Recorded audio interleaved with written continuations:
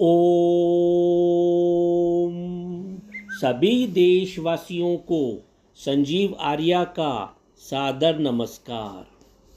मैं संजीव आर्या आज दिनांक 14 सितंबर 2024 के दिन YouTube पर अपने विशेष कार्यक्रम के अंतर्गत आपकी कुंडली के विभिन्न भावों में शनि ग्रह के फल, प्रभाव और उपायों की चर्चा करेंगे।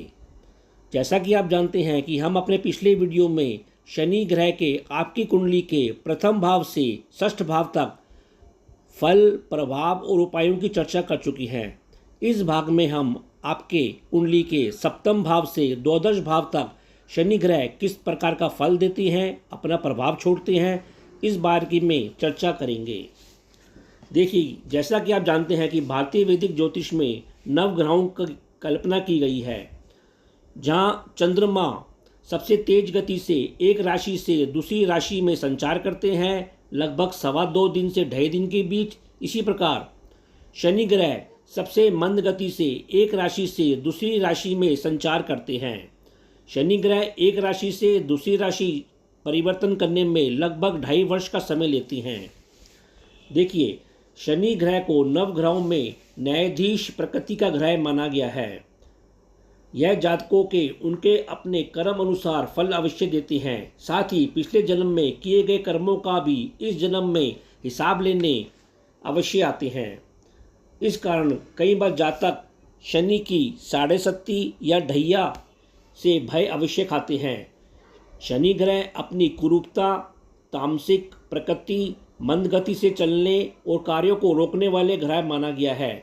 शनि ग्रह मानव को संघर्ष देने वाला ग्रह भी मानते हैं, लेकिन इसका परिणाम अंततः सुखद ही रहता है। देखिए, जिस प्रकार जन्म कुंडली में हम मंगल ग्रह की स्थिति को देखकर पता लगाते हैं कि जातक मांगलिक है या नहीं है, उसी प्रकार शनि ग्रह भी एक तामसिक ग्रह है, क्रूर ग्रह है। आपकी कुंडली में साढ़े सत्ती और ढैया का विचार शनि ग्रह के माध्यम से किया जाता है।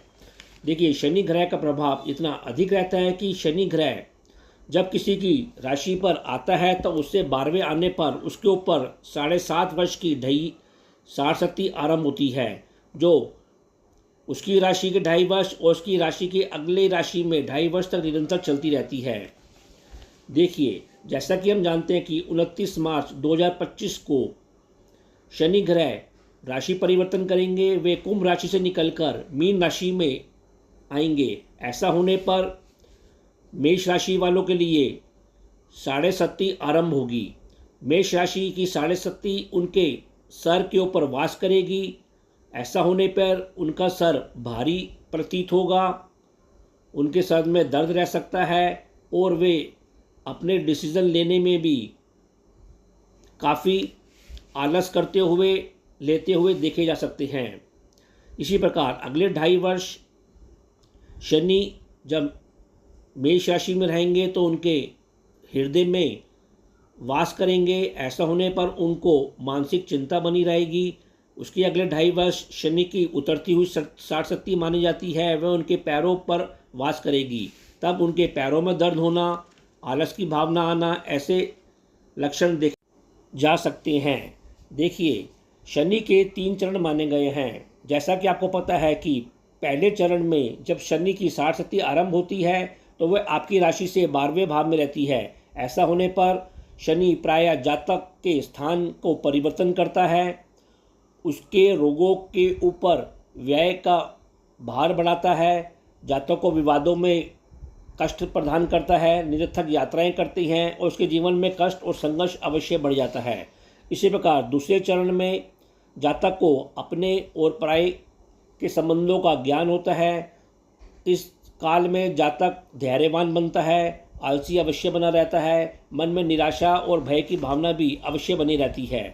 तीसरे चरण में जब शनि उतरती हुई साढ़सत्ती होती है तो जातक संघर्ष करते करते, मेहनत करते करते अब अंत में उनको शुभ फल मिलना आरंभ हो जाता है, क्योंकि अब जातक ज्ञानवान हो चुका होता है, धैर्यवान हो चुका होता है, मैच्योर हो चुका होता है।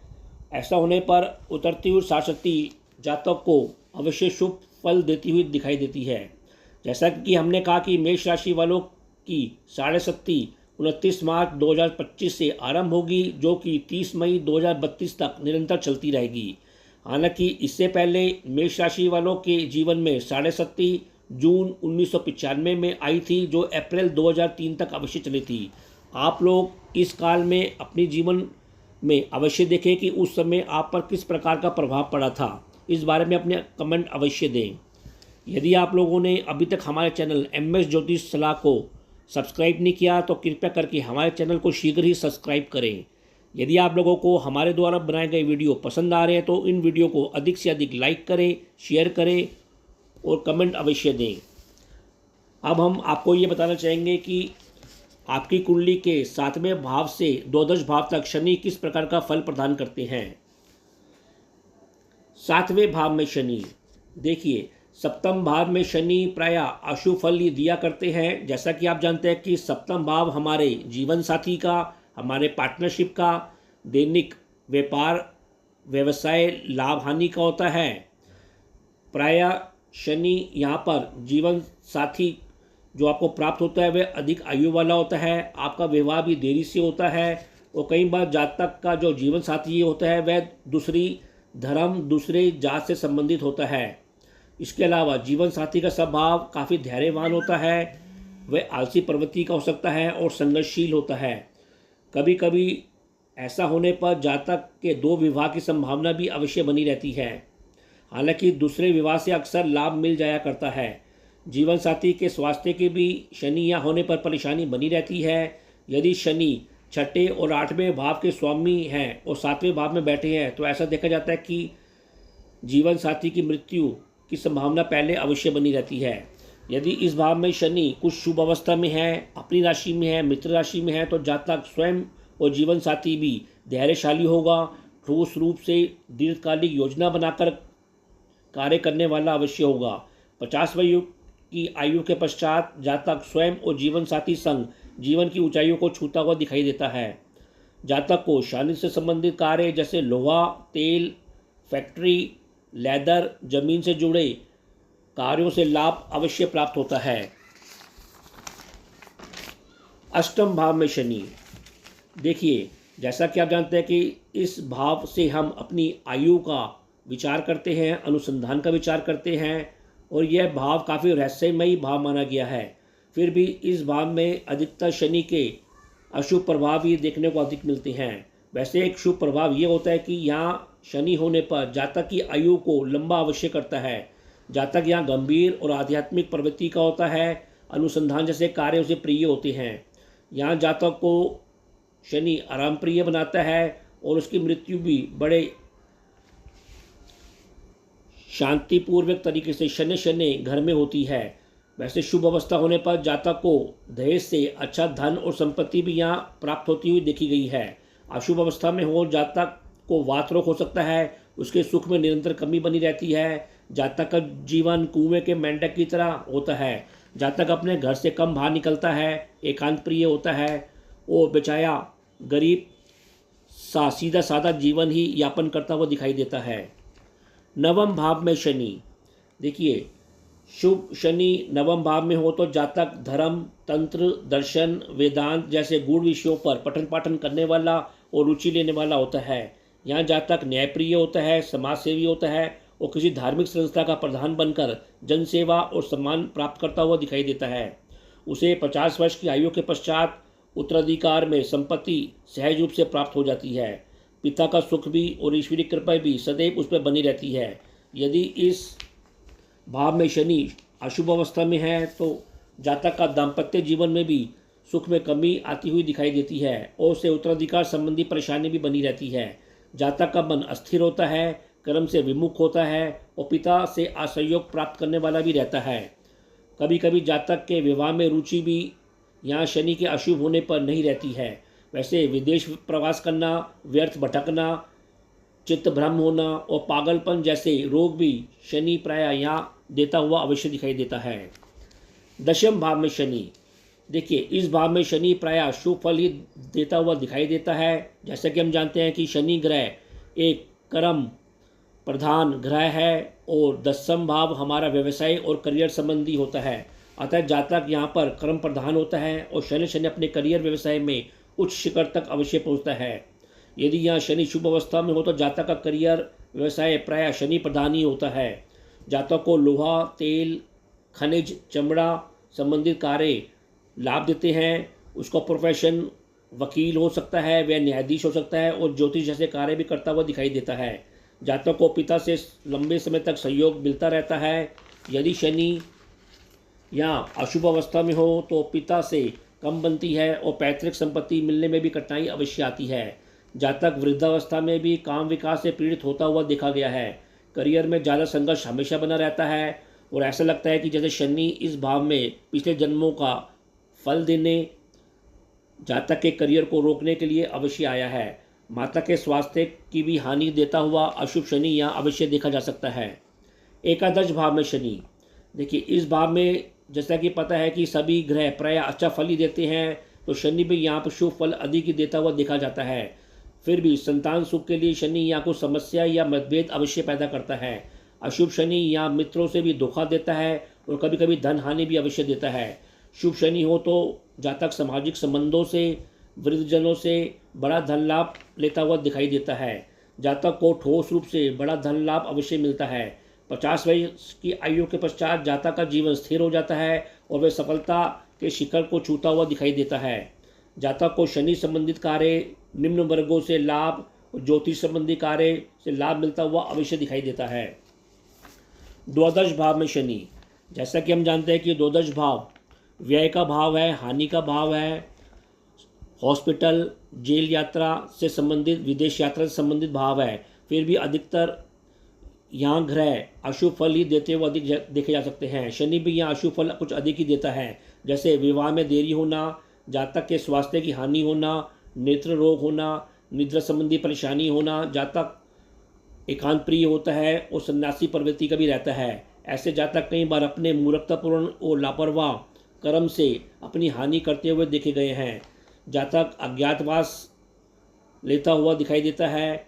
कभी कभी विष का प्रयोग करके या सत्य अभियोग का भी संभावना बनी रहती है, अर्थात उसे सरकारी दंड की संभावना भी बनी रहती है।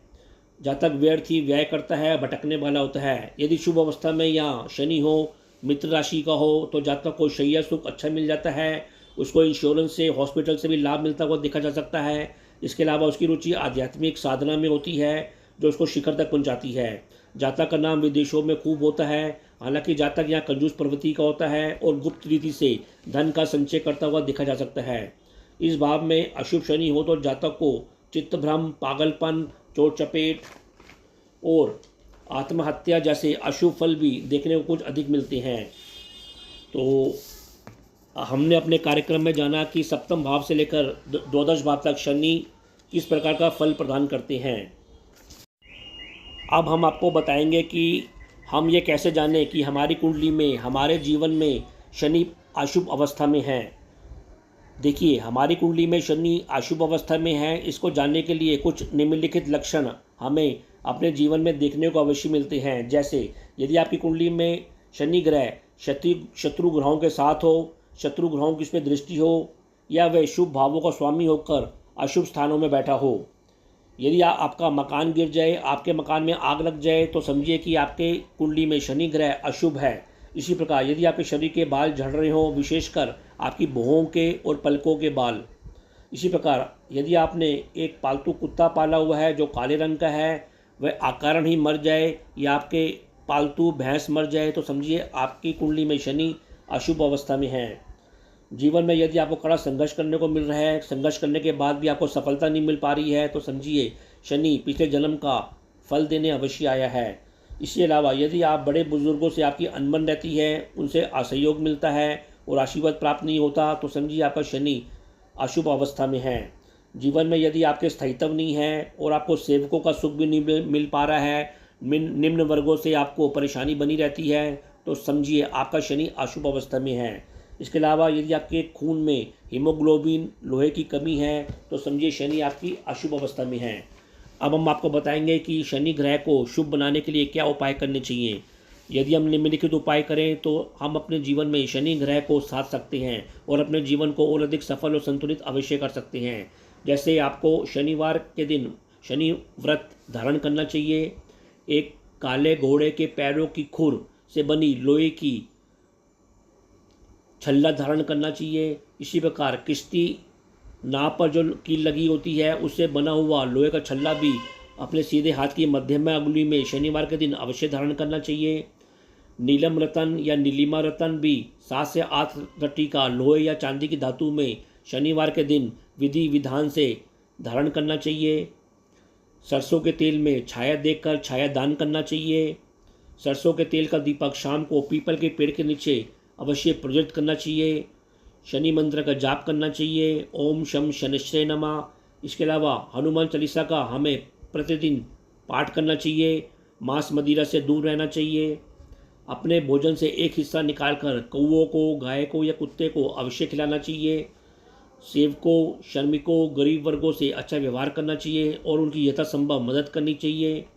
अपने घर और बाहर के बुजुर्गों को हमेशा सम्मान देना चाहिए, उनकी सेवा करनी चाहिए।